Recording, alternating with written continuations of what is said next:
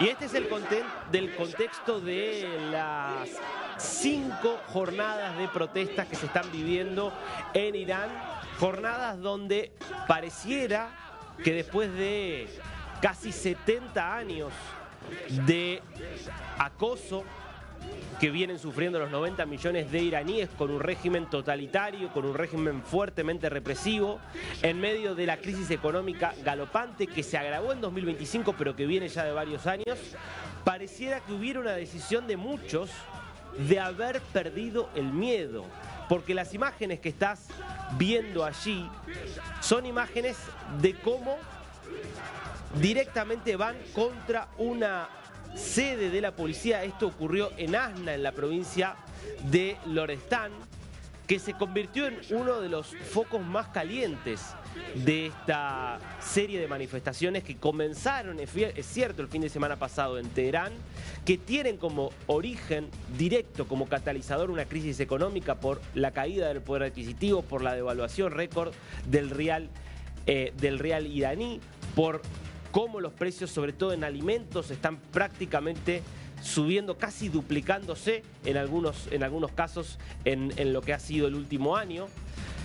Y en este contexto, la reacción habitual del régimen, que es reprimir, y la reacción no tan habitual en este caso de la gente, que es resistir esa represión. Insisto, son imágenes en Asna, en Lorestán, de cómo directamente fueron a prender fuego una sede de la policía, allí justamente en la localidad de Asna. Vas a ver también estas imágenes que muestran, son imágenes de anoche, a mucha gente saliendo, eran primero comerciantes, después fueron estudiantes universitarios, son jóvenes en su mayoría, pero no solo. Esta es una imagen de Hamedán que muestra a los manifestantes también desafiando a la policía. Vos lo que estás viendo allí con los escudos de fondo son los miembros de la policía. En algunos casos vas a ver a miembros incluso de las Fuerzas Armadas, miembros de la Guardia Revolucionaria, que están reprimiendo, y los jóvenes que no dan un paso atrás. Por el contrario, van hacia adelante. Y esta imagen es impresionante. Esta imagen es impresionante. Es cruda, es brutal. Es un grupo de manifestantes pegándole a un policía que estaba motorizado. Nosotros veíamos esa imagen que a muchos les hizo acordar al hombre del tanque, al hombre del tanque que se paró en Tiananmen, en la ciudad de Beijing, en 1989, frente a los tanques que habían asesinado a miles de personas la noche anterior.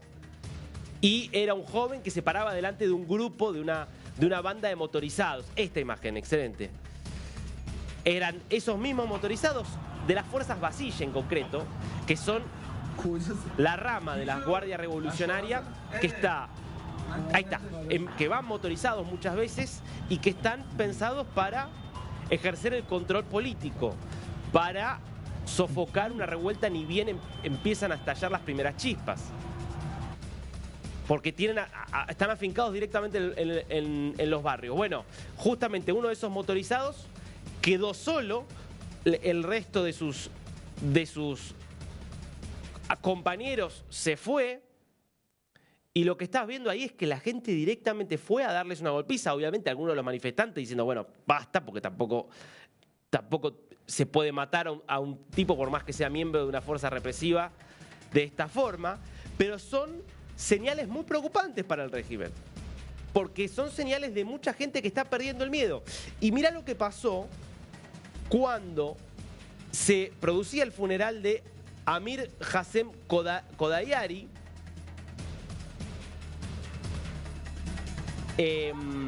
que había muerto en el contexto de estas protestas, y aparecen miembros de las fuerzas Basij y la gente los echó a las pedradas. A las pedradas echó a los miembros de este grupo de choque de la Guardia Revolucionaria iraní, que históricamente ha sido un grupo temido por la gente en Irán, porque es el grupo que, si vos decís algo en contra del régimen, es el que va a informar que vos estás conspirando y por lo tanto te va a poner preso. Y es el grupo que cuando comienzan los primeros conatos de protesta, sale inmediatamente a reprimir con sus motos. Entonces, lo que estás viendo acá es que efectivamente son distintas señales en distintos puntos de Irán de la gente que cansada empieza a sentir que ya no tiene nada para perder, que en algún punto su vida vale tan poco por una realidad de una presión absoluta sumada a un deterioro de las condiciones materiales de existencia extraordinario por lo que viene pasando con la economía, insisto, que es algo que viene hace muchos años, pero que sin duda se agravó en 2025 con el colapso del rial iraní. Hasta uno lo escucha en algunas de las declaraciones al presidente Masoud Pezeshkian, que insiste en, bueno, la verdad es que tenemos que hacernos cargo de que estamos administrando mal las cosas. Pezeshkian, recordemos acá, es importante decirlo, es además un moderado dentro de lo que es el reducido grupo de opciones políticas que ofrece el régimen cuando hay elecciones presidenciales, porque obviamente todo está bajo el manto del líder supremo, el Ayatollah Ali Khamenei. Son señales de vuelta de que el régimen está quedándose sin respuestas, incluso sin respuestas represivas, por ahora. Porque siempre puede sacar todo lo más brutal que ha llevado adelante desde 1979 y terminar sofocando estas manifestaciones, como fue por ejemplo en 2022 la de Mahsa Amini. Lo cierto es que ya se habla a esta altura de por lo menos 8 muertos como consecuencia de la represión del régimen. Estas son por lo menos los muertos que están identificados.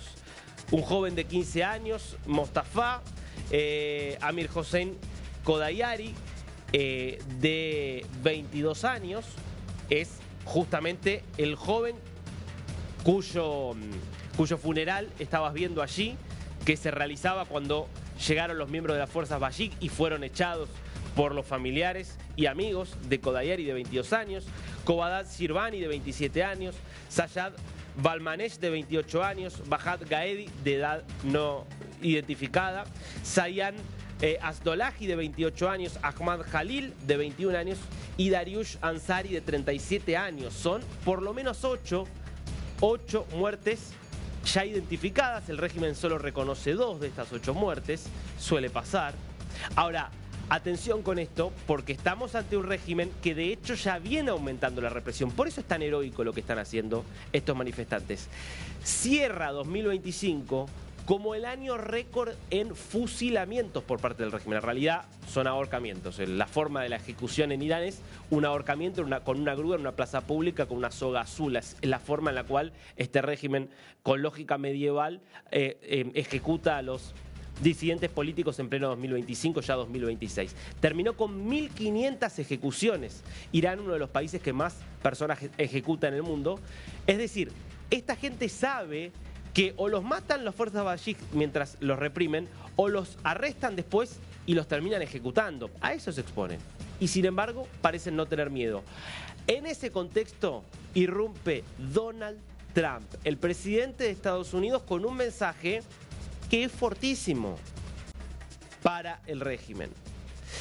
Si Irán continúa disparando y asesinando de forma violenta a los manifestantes pacíficos, como es su costumbre, Estados Unidos va a ir a rescatarlos. Nosotros estamos locked and loaded, que se entienda, nosotros estamos preparados y listos para intervenir, para entrar en acción, pero es una expresión que viene del campo militar, es decir, estamos con las armas cargadas, el seguro puesto, pero listos para entrar en acción. Eso es lo que está diciendo. Muchas gracias por su atención. Es un mensaje muy fuerte el que da Estados Unidos, el que da acá el presidente Trump, porque recordemos que esto viene como consecuencia también de lo que dejó la guerra de los 12 días. Recuerden que la guerra de los 12 días, que comienza con la acción de Israel, decidido a terminar con el programa nuclear iraní, consciente Israel de que estaba en un estadio de máxima vulnerabilidad del régimen de los ayatolás, después de que el propio Israel destruyó prácticamente a Hezbollah, golpeó severamente a los hutíes en Yemen, golpeó a muchas de sus milicias en Siria, en Irak, logró de alguna forma fue parte de algo que excedió a Israel, que fue la caída de Bashar al-Assad, que era el régimen aliado de Irán en Siria. Es decir, toda una serie de cambios geopolíticos que dejaron severamente debilitado a Irán. En ese contexto se da la guerra de los 12 días, que se llamó Operación León Ascendente. El león era el símbolo del Shah, de la monarquía pro-occidental que gobernaba en Irán hasta que en 1979 triunfó la Revolución Islámica. Es decir, hubo una idea de Israel de, por un lado, de destruir el programa nuclear, pero también dejar severamente debilitado al régimen de los ayatolás. Entonces, está claro que más allá de que se termina logrando desarticular casi por completo el programa nuclear o dejarlo severamente reducido, Israel además aniquiló a la Guardia Revolucionaria. Toda la cúpula, desde el jefe hasta el jefe de las fuerzas Quds, el jefe de las fuerzas Basij, el jefe de las distintas subramas de la Guardia Revolucionaria, fueron eliminados en el marco justamente de todo lo que fueron los ataques que llevó adelante Israel en esos 12 días de guerra. Después encima intervino Donald Trump y destruyó Fordo, que era la única central de enriquecimiento de uranio a la que Israel no podía acceder porque estaba muchos metros enterrada bajo tierra. Entonces, hoy Irán está en un momento de máxima debilidad. No es extraño que esté teniendo dificultades en la represión, precisamente porque hay un problema de la estructura de mandos que quedó muy debilitada por los ataques de Israel. En ese contexto, Trump diciendo: y si siguen reprimiendo vamos a volver a intervenir. ¿Cómo? No lo sabemos. Pero por los antecedentes sabemos que si Trump amenaza, muchas veces después termina cumpliendo. Lo vamos a ver con Venezuela eso también. De que cuando Trump amenaza, después algo efectivamente termina ocurriendo. Entonces, bueno, es un régimen que ya lleva muchos años, es un régimen que ha sobrevivido a otros focos de conflicto, pero que está en su momento de mayor debilidad histórica y ante unas protestas cada vez más desafiantes. Y mira lo que es el mapa de las protestas. Porque es un mapa que nos muestra que esto es absolutamente generalizado. Está Teherán, está hacia el oeste, Karmanashh, una de las ciudades más afectadas, en el centro Isfahán, Shiraz, Mayad, en lo que es el nordeste. Es decir, estas son las ciudades donde fue esto identificado por el Centro para el Estudio de la Guerra, el Instituto para el Estudio de la Guerra, que hace estos mapas excelentes siempre, monitoreando los procesos y los conflictos bélicos y los conflictos políticos en regiones críticas del mundo. Hay incluso otros que se animan a dar mapas aún más marcados, es decir, con más ciudades, con más distritos donde ya se han producido estallidos. Entonces, me parece que 2026, sobre todo en la primera parte de este año, vamos a tener que seguir de cerca a Irán. Un régimen que parecía todopoderoso, que parecía tener un control absoluto de la población y que hoy enfrenta su hora más crítica, con imágenes como esta, que muestran que la gente ya perdió todo y que entonces le está empezando a perder el miedo a sus represores.